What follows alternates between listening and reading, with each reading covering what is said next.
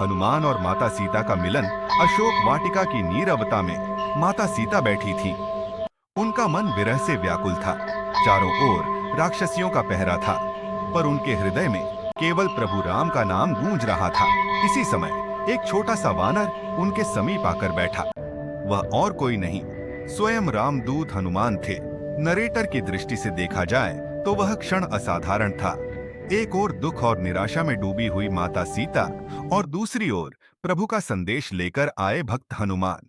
हनुमान ने धीरे से कहा, माथे, मैं प्रभु श्री राम का दास हूँ। उन्होंने ही मुझे यहाँ भेजा है। वे आपको शीघ्र ही रावण की कैद से मुक्त करेंगे। सीता चकित रह गईं। उनके मुख से स्वाभाविक ही प्रश्न निकला, क्या सचमुच राम ने तुम्हें भेजा है?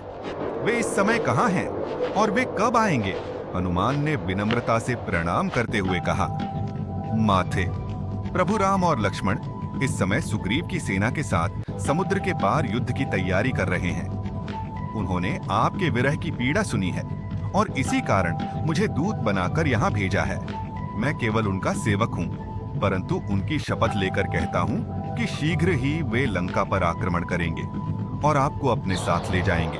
इन शब्दों से माता सीता की आंखों में आंसू आ गए। उनका हृदय आशा से भर गया।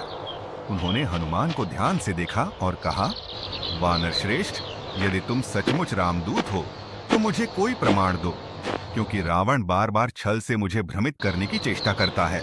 हनुमान ने तत्क्षण अपनी गदा रखकर प्रभु का वह मुद्रिका अंगूठी प्रस्तुत की जो राम ने उन्हें दी थी।